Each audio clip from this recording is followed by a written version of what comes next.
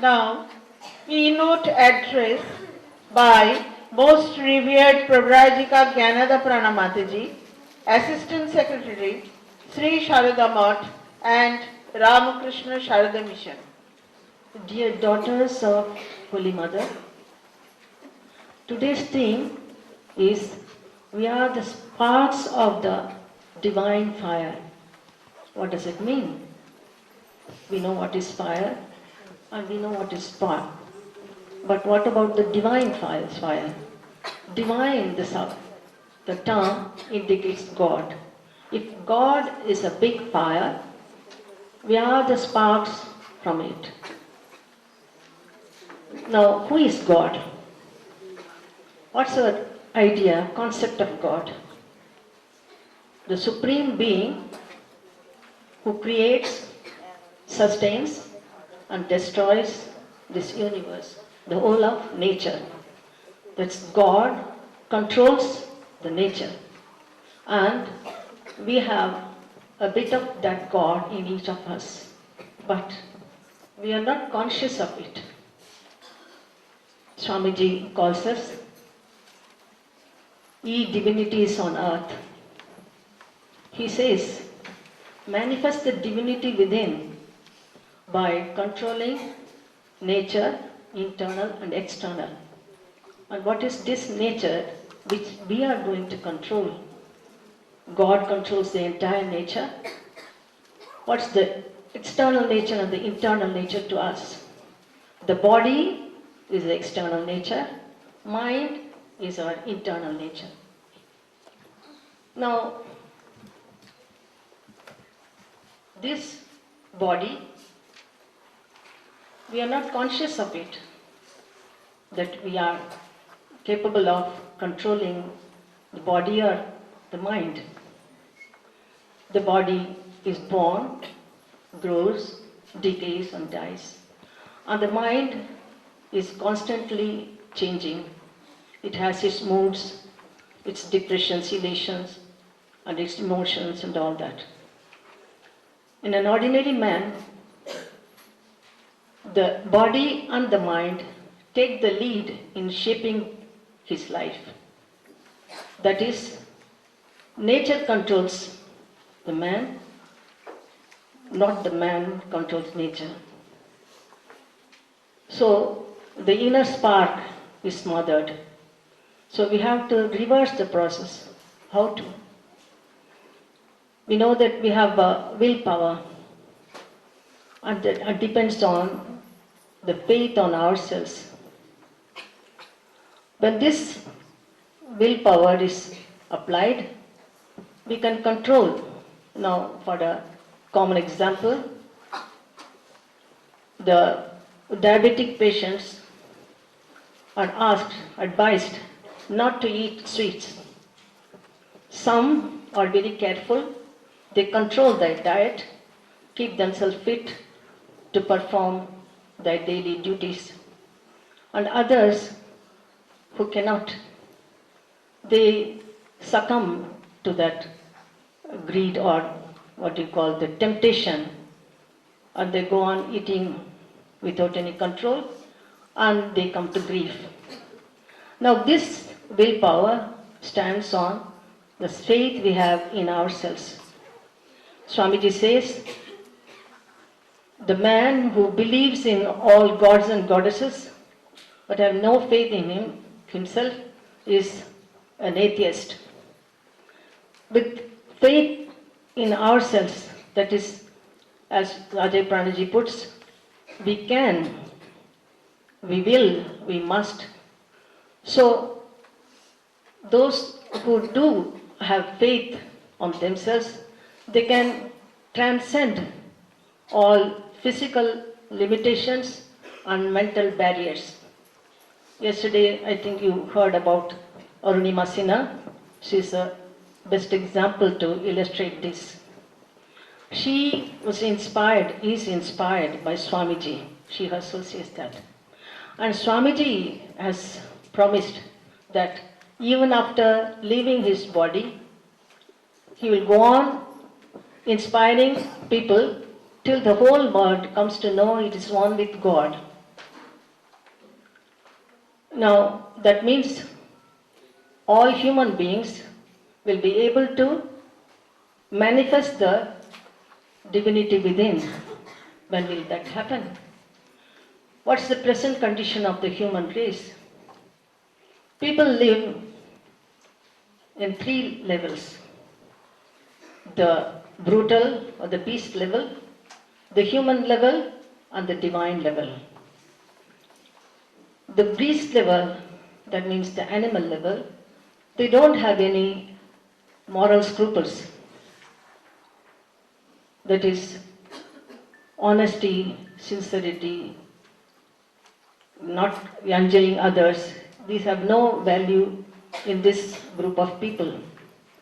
So naturally,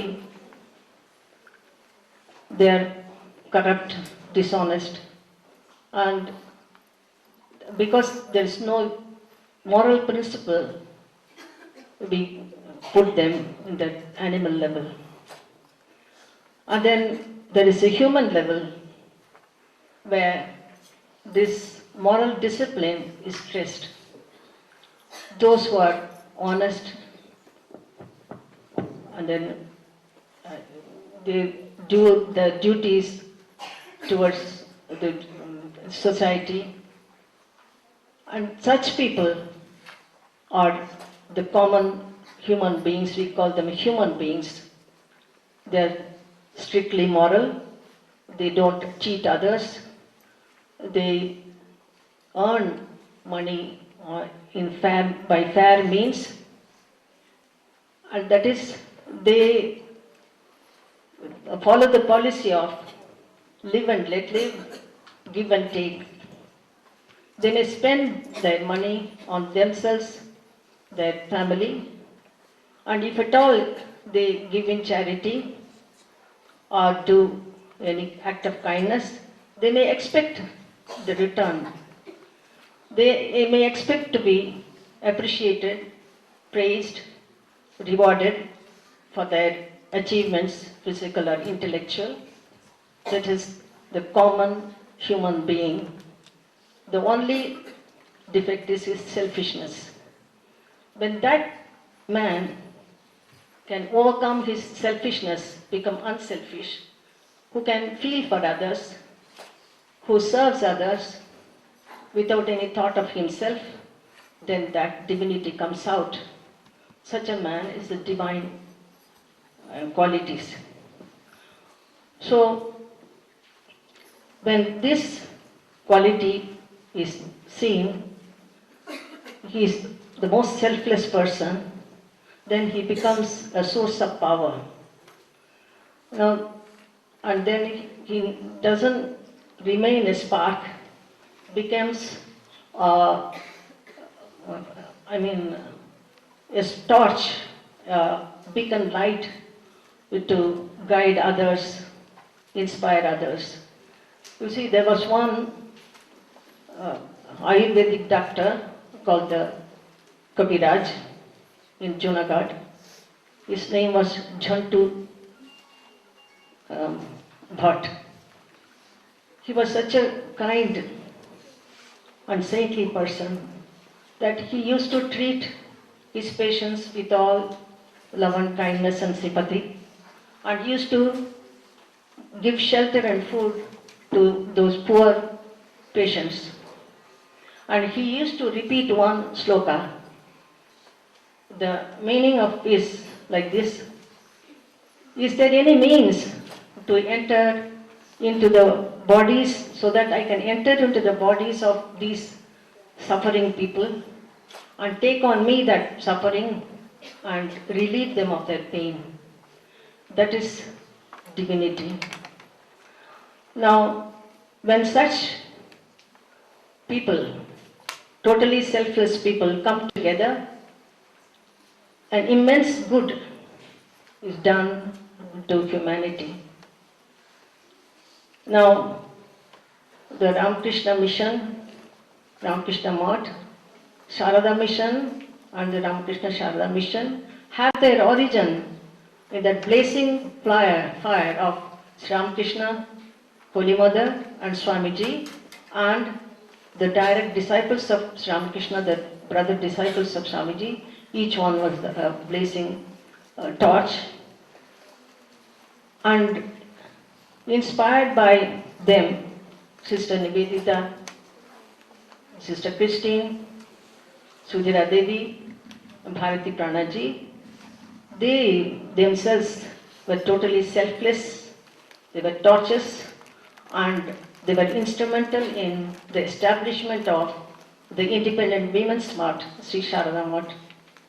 So now, Swamiji is inspiring people all over the world, and those who are in the human level, they are responding. Some are taking up the monastic life, and many are remaining as householder, devotees, followers. And by their service to their brethren, in the following the ideal of Shiva Jnane Jiva Shiva, they are carrying forward the mission, the movement of Sri Ramakrishna, Holy Mother, and Swamiji. Now, because Swamiji has inspired you, you have all come here. And Swamiji has said, those who live for others alone live. They alone live who live for others. So we hope and pray that Swamiji will inspire you to follow this dictum and bring out that spark in you, so that by manifesting that divinity within, you also will be a torch, a beacon light to the next generation.